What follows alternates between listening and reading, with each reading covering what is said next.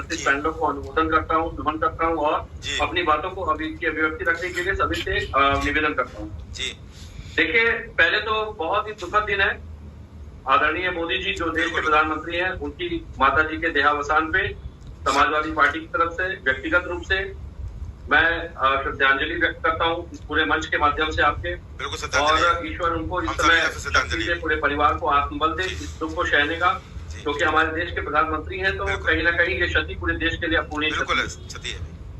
और कहीं ना कहीं देखिए, जो पिछला वर्ष है, इस वर्ष की बात हो गई। योगी सरकार के दावे जो हैं कागजों पे पहले कार्यकाल में भी चले, हमने देखे, आपने देखे, मीडिया ने देखा, देश ने देखा। सबसे बड़ी बात है धरातल पे क्या मिलता है। एक छोटा सा आंकड़ा पहले रख देता हूँ क्योंकि अभी ओपनिंग है, सभी को मौका मिल जाए तो दूसरे स्तर पे फिर मैं पूरे डेटा देता हूँ जी। लेकिन 2017 में जब सरकार आई थी, 2.4% बेरोजगारी दर उत्तर प्रदेश में देखी गई, जो कि बाकायदा सीएमआई की आंकड़े थे। अच्छा। लेकिन 2022 में वही बेरोजगारी दर जो है 2% से बढ़ करके 2.8% पे आ जाती है गौरव भाई जी। और ये कहीं ना कहीं योगी सरकार की उपलब्धि है कि कागजी आंकड़ों में अपने लक्ष्यों को हासिल करने के लिए झूठे आंकड़े पेश करने की दिशा में लगातार युवा बेरोजगारों ने लाठी खाई, लगातार युवा बेरोजगार अपमानित होते रहे। अभ्यर्थियों के साथ इस सरकार का ये रवैया रहा कि शायद कोई एक परीक्षा पहले कार्यकाल से अब तक ये निष्पक्ष रूप से ईमानदारी से करवा पाए हो। 2021 के यूपीएसआई भर्ती को लेकर के जिसपे आज अमिताभ अग्निहोत्री जी ने भी एक चैनल पे अपने डिबेट और वो किया था कार्यक्रम, उस भर्ती पे किसी भाजपा के नेता के आवाज नहीं निकल रही है, अधिकारी मौन है। इतना बड़ा भ्रष्टाचार जिसमें कि कई लोग नामजद हो गए, कई इंस्टीट्यूट जो है नामजद हो गए, कई लोगों के ऊपर 68 से ज्यादा एफआईआर दर्ज हो गई जिसमें सबको नामजद किया गया। और ये उत्तर प्रदेश के अध्याय में सबसे बड़ा यूपीएसआई का भ्रष्टाचार जिसमें सरकार मौन है, जिसमें 15 लाख से 25 लाख से पकड़े।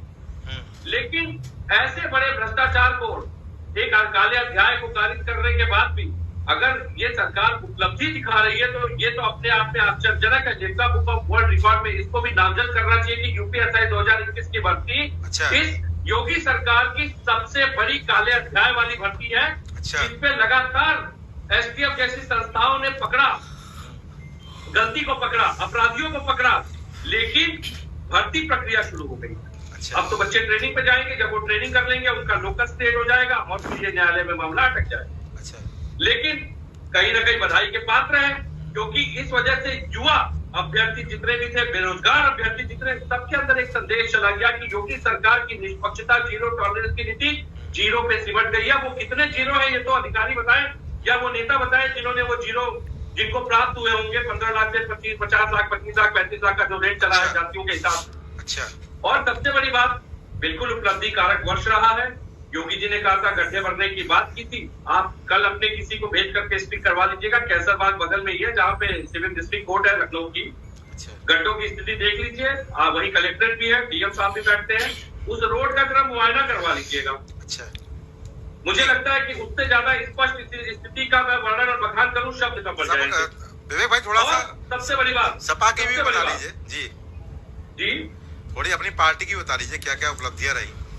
भाई देखिए, हमारी पार्टी के लिए तो सबसे बड़ा वज्रपात हुआ है। हमारे आदरणीय नेताजी देहावसान जिनका हुआ था इसी कार्यकाल में, मतलब कार्यकाल का इसमें सरकार को तो मैं नहीं कर रहा, लेकिन इस साल जो हुआ ये तो समाजवादी पार्टी के कहीं बहुत बड़ा वज्रपात था। लेकिन कहीं ना कहीं एक हमारे लिए कहीं जो हमारे यहाँ पारिवारिक एक विद्वेष को सामाजिक रूप से दिखाने का प्रयास किया जा रहा था, आज आदरणीय चाचा जी हमारे लिए, समाजवादी पार्टी के लिए, आदरणीय अखिलेश जी के लिए, पूरे समाजवादी कुनबे के लिए ढाल बनकर के खड़े हैं, जिनको कि अब ये हतोत्साहित करने का प्रयास कर रहे हैं। अच्छा। नीतिगत दृष्टि से देखा जाए तो द्वेषपूर्ण राजनीति का पूरा प्रमाण, जीता जागता चरित्र, अपने आप में एक द्वेषपूर्ण ग्रंथ भाजपा बन करके सिमटती जा रही है। केंद्र और राज्य सरकार के झगड़े के बीच जिस तरीके से पिछड़े वर्ग का आरक्षण मारा गया, अभी जो हाईकोर्ट ने 83-84 पेज का जजमेंट दिया उसमें भी आपने देखा किस तरह पंजीयन करा ली सरकार ने, और किस तरीके से निकाय चुनावों में 2017 का डेटा लेके चली गई, जबकि 2021 में सुप्रीम कोर्ट का नया जजमेंट है जिसके अनुसार ट्रिपल टेस्ट अनिवार्य है। लेकिन ये सरकार साबित कर चुकी है न ये संवैधानिक संस्थाओं को मानती है, न ये न्यायपालिका को मानती है और न ही ये किसी भी तरह के अनुशासन को मानती है। असंवैधानिक रूप से फांसीवादी मानसिकता से राज्य को संचालित करने का प्रयास करना। कराइए, ठीक है।